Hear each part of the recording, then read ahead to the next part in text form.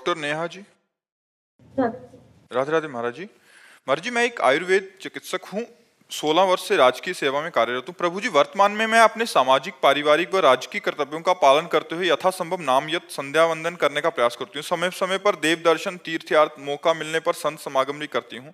महाराज जी, उम्र के बढ़ते के साथ मन में व्याकुलता बढ़ने लगी है कि क्या मेरे ये सारे प्रयास भागवतिक लक्ष्य की प्राप्ति के लिए पर्याप्त हैं या नहीं। हमारे प्रयास तो बहुत थोड़े हैं।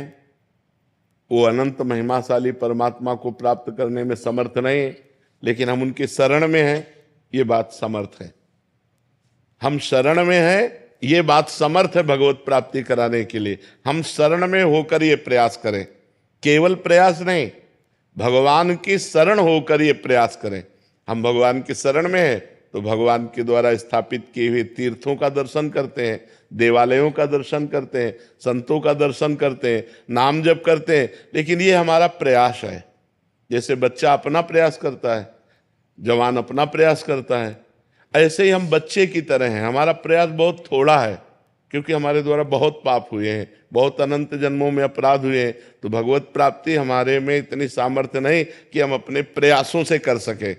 इसमें कृपा भगवान की, शरणागति भगवान की, और प्रयास हमारा जितना थोड़ा बड़ा हमारा प्रयास बनता है, वो प्रयास बकाया भगवान की कृपा से हमें भगवत प्राप्ति निश्चित हो जाएगी। ये दृढ़ विश्वास रखना चाहिए।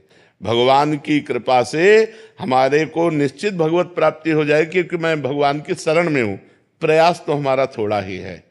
भगवान को प्राप्त करने के लिए, उस अनंत महिमाशाली भगवान को प्राप्त करने के लिए हम जितना भी प्रयास करें वो थोड़ा ही है।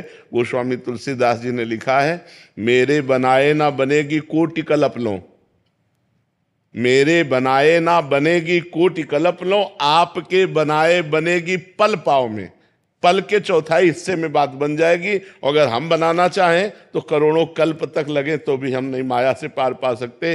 हे नाथ, इसलिए आप कृपा कर दो। हे पतित पावन प्रभु, मैं आपकी शरण में हूं, इससे बात बन जाएगी।